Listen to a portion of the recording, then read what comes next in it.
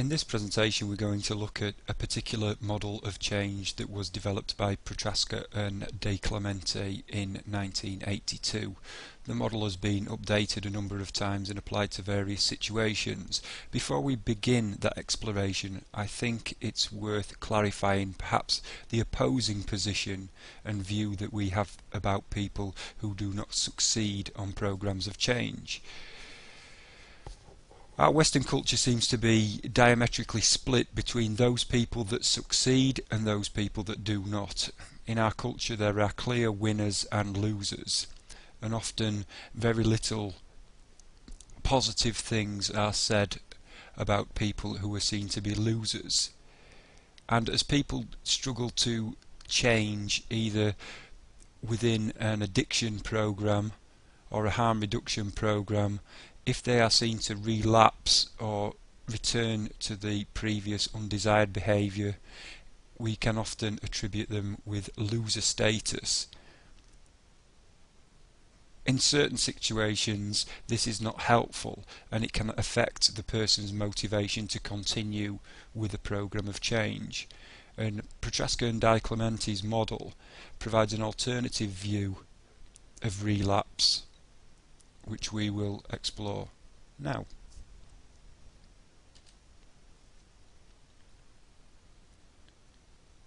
Since the 1980s, and we've looked at some of the theories such as Bloom's taxonomy and Kolb's theory of learning, and we'll be looking at others throughout the course, there has been mounting evidence that suggests that behavioural change occurs in stages or steps, and movement through these stages is not in a straight line, but rather cyclical in its appearance.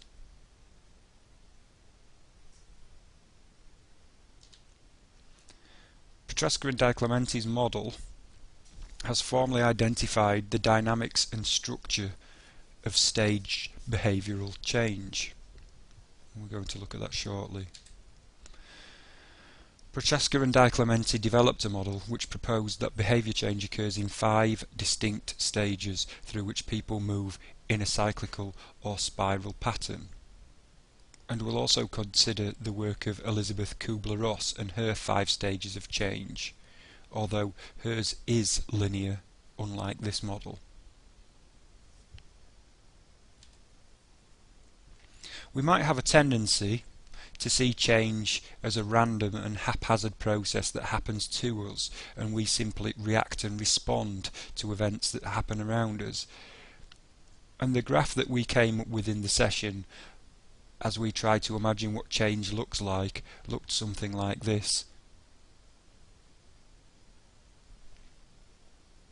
However,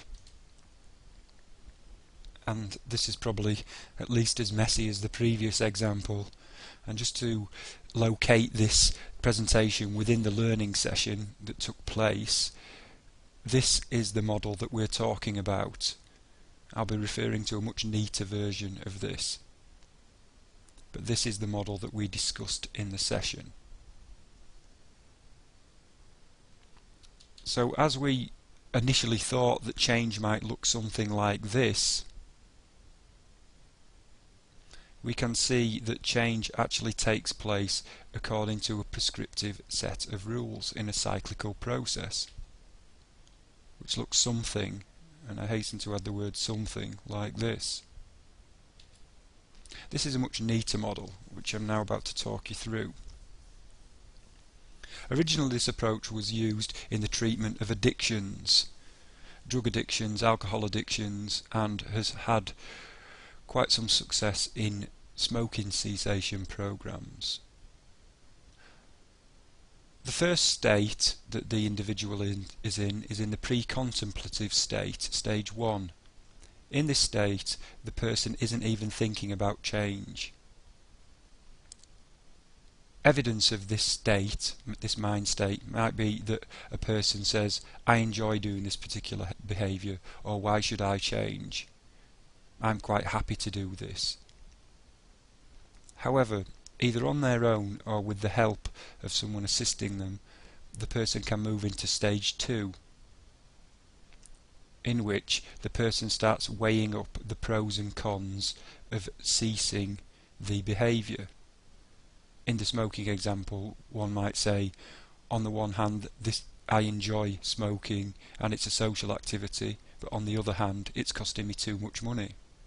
So the person is already engaging in some sort of internal dialogue of contemplating changing the behaviour.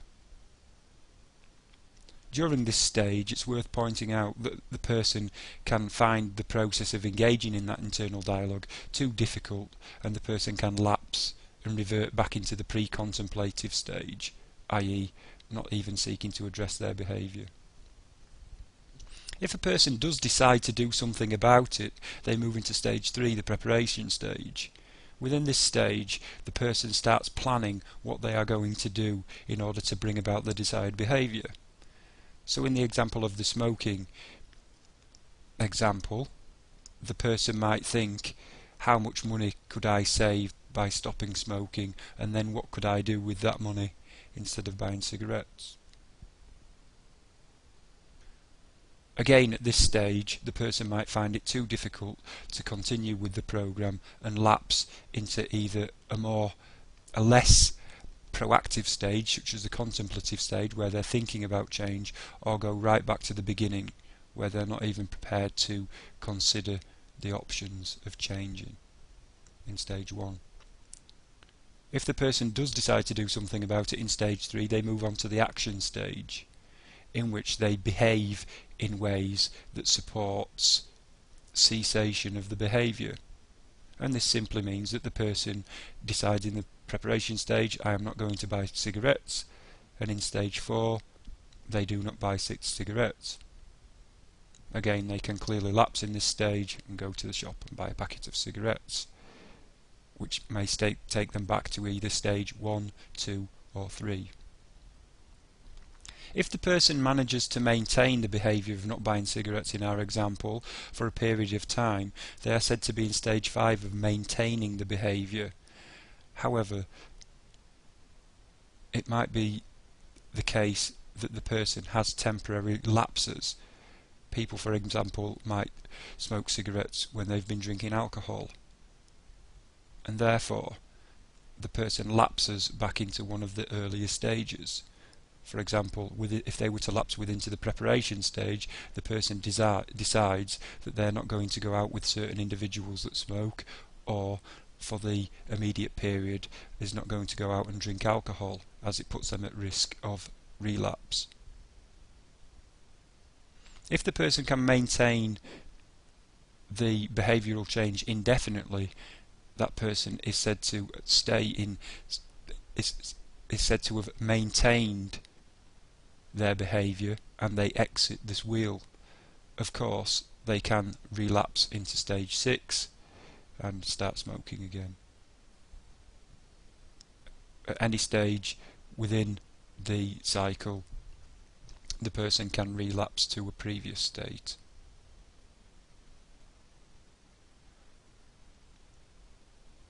Why this model is useful is that it's a powerful tool at enabling individuals to understand their own behaviour. And what is important is that the person can reframe their behaviour in terms of a lapse rather than seeing themselves as an abject failure. And this can be a powerful motivational tool, both when we apply this type of thinking to our own behaviour and if we are trying to assist others. In summary, the first stage is an awareness of a problem and the need to change. This is followed by motivation, a commitment at some level, psychologically and in our behaviour, a motivation to make the change. This is followed by a stage of skills development to prepare for the stage, actually imagining what the change will look like.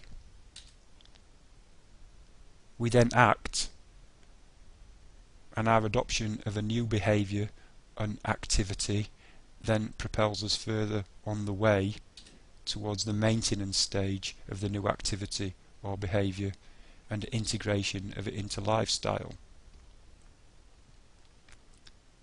You might think, for example, how this model might apply to something like diet, and how modern literature doesn't refer to diet changes but healthy eating lifestyles. And that's a demonstration of the view that diets are seen as a temporary and unsuccessful model of change, whereas this more deeper and long-lasting change is evidence of a lifestyle change.